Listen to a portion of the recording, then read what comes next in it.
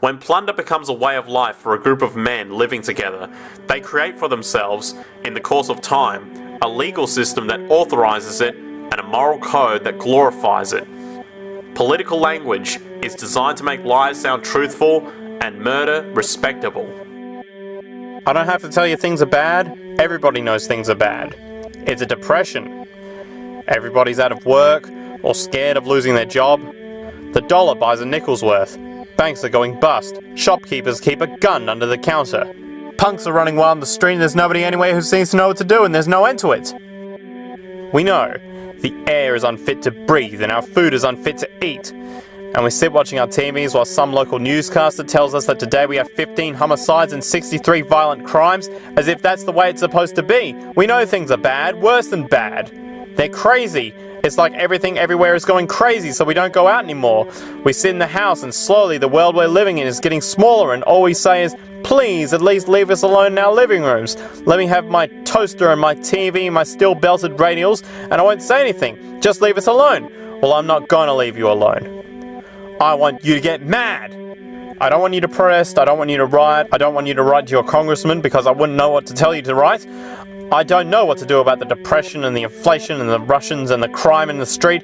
All I know is that first, you've got to get mad. You've got to say, I'm a human being, god damn it! My life has value! If wars can be started by lies, peace can be started by truth. This reality exists without an ego, purpose, destiny, or fate. This becomes obvious once people understand that prayer never works, and is similar to a gambling addiction, prayers being answered only by coincidence. Peer pressure in the form of threats and abuse from childhood is the only reason people engage in prayer. It's a social disease, not a choice, or a freedom, or a right.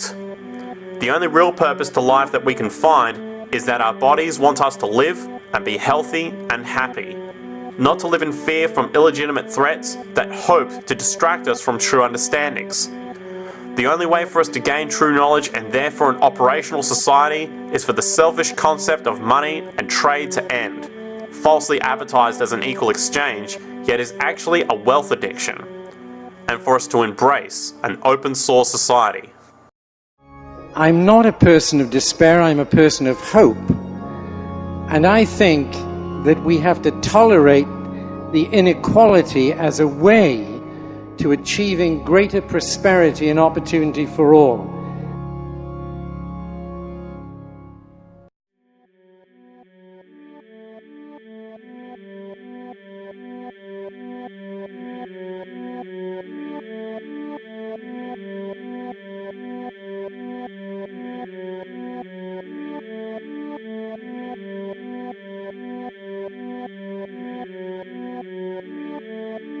You see, no one's going to help you, Bobby, because there isn't anybody out there to do it.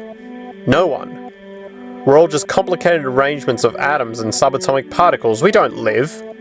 But our atoms do move about in such a way as to give us identity and consciousness. We don't die. Our atoms just rearrange themselves. There is no God. There can be no God. It's ridiculous to think in terms of a superior being. An inferior being may be, because we who don't even exist, we arrange our lives with more order and harmony than God ever arranged the earth. We measure, we plot, we create wonderful music. We are the architects of our own existence. What a lunatic concept to bow down before a God who slaughters millions of innocent children, who slowly and agonizingly starves them to death, beats them, tortures them, rejects them. What folly to even think that we should not insult such a God. Damn him. Think him out of existence. It is our duty to think God out of existence. It is our duty to insult him. Fuck you, God. Strike me down if you dare, you tyrant, you non-existent fraud. It is the duty of all human beings to think God out of existence. Then we have a future. Because then, and only then, do we take full responsibility for who we are.